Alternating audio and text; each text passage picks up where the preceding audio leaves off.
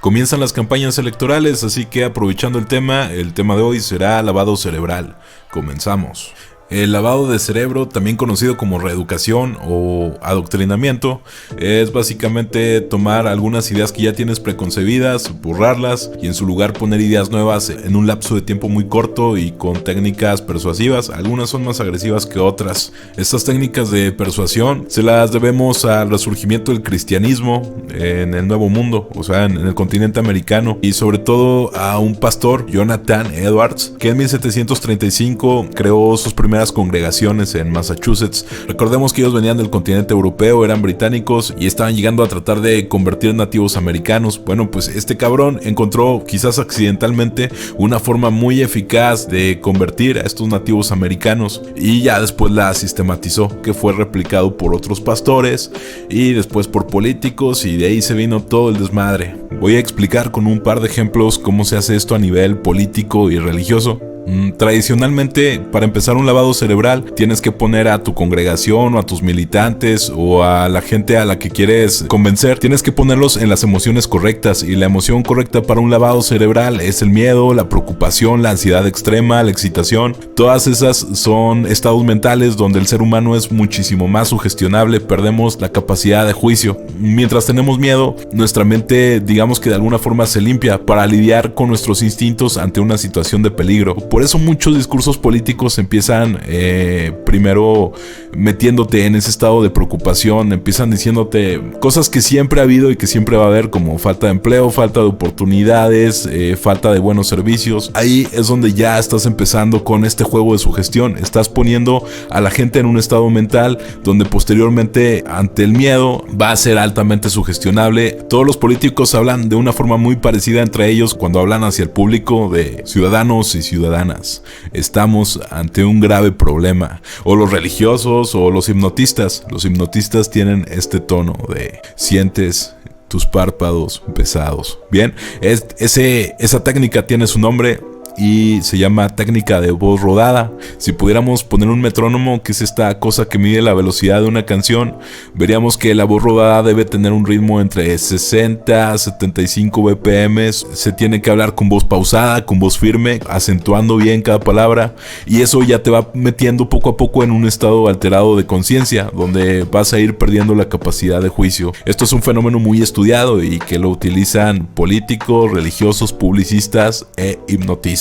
Una vez que has utilizado la voz rodada, tienes que tener una intención, y normalmente para sugestionar gente lo haces en 3 pasos. Pongamos un ejemplo imaginario, por ejemplo, un político. El primer paso para el lavado cerebral va a ser la fase de asentimiento, a sentir. Como cuando dices asentir con la cabeza, decir que sí. En esta primer fase, lo primero que te va a decir un par de cosas con las que todo el mundo está de acuerdo. Por ejemplo, decir la gasolina está muy cara, falta trabajo, no hay fábricas.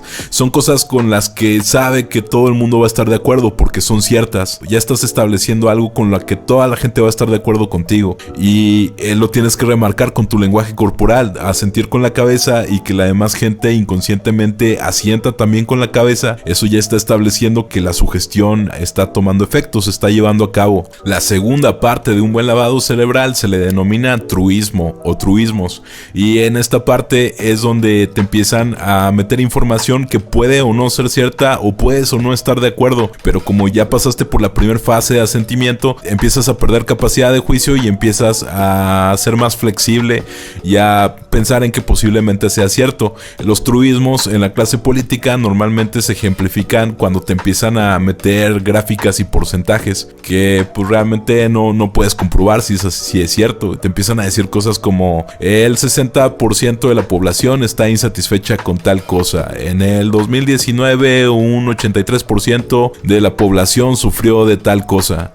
Entonces son cosas que están en la escala de grises, que no sabes si son ciertas, pero ya ya poco a poco te vas metiendo en esta dinámica de asentir y de darlas por hecho, darlas como un resultado hecho, algo que a ti personalmente no te consta. Y ya una vez que has llevado a tu público a través de la primera y segunda fase, llega la tercera fase, que es la sugestión. Ahí es donde ya metes tu mensaje y es donde cierras el trato. Claro, todo esto acompañado, por ejemplo, si es un meeting político, acompañado de música, porque eso ayuda mucho a la sugestión hipnótica, sobre todo ritmos entre 75 y 80 pulsos por minuto, que también se pueden duplicar a 135 a 140 pulsos por minuto, muy cercano a la música comercial actual, que es el pum, pum, pum, pum. Si esto lo acompañas en un meeting electoral, el resultado puede ser muchísimo más favorable aún. Lo que les digo, durante la tercera etapa, la sugestión, el político ya es donde te mete que él es la mejor opción y que debes votar por él. Para entonces tu capacidad de juicio, creas o no, ya está parcialmente anulada. Entre la música, los gritos, la tensión, la emoción, la voz rodada, todo eso al final es lo que se está buscando. Hay un chingo de sistemas de sugestión distintos. Yo les estoy dando un ejemplo muy práctico, pero hay sistemas más agresivos, menos agresivos. Este está enfocado en religiosos y políticos. Hay sistemas que están más enfocados al comercio, al marketing, y pues en general así se trabaja. Entonces ese fue el tema de hoy, espero que les haya gustado. Hoy tenemos una nueva sección y está a cargo de mi amiga Mayra Posada, que ella tiene una página de internet sobre literatura que es muy buena. Vi la literatura. Esta morra, siento que la conozco de toda la vida y la conozco de hace que dos años. Ella y yo ya teníamos esta sección en Facebook de una forma muy pendeja y poco a poco lo convertimos en una sección en Facebook, así que ahora la pasamos para acá. Y pues bueno, que ella la presente. Hola, buenas noches. Bienvenidos a nuestra sección de Naturaleza Hardcore. Yo soy Mayra y tengo el honor de presentarla. Les platico un poquito de esta sección.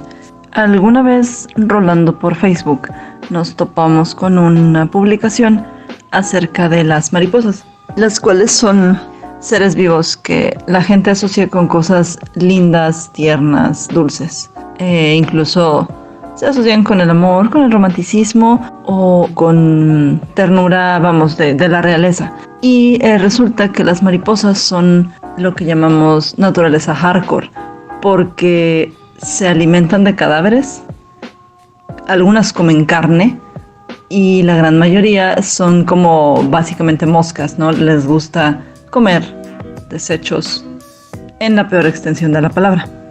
Entonces, bueno, vamos a empezar con la primera de nuestras especies en naturaleza hardcore, la mariposa. Así es, justo como dice Mayra, a estas cosas les encanta alimentarse de la muerte, que puede ser cualquier tipo de mamífero o incluso peces en estado de putrefacción, literalmente. Es algo que les llama la atención.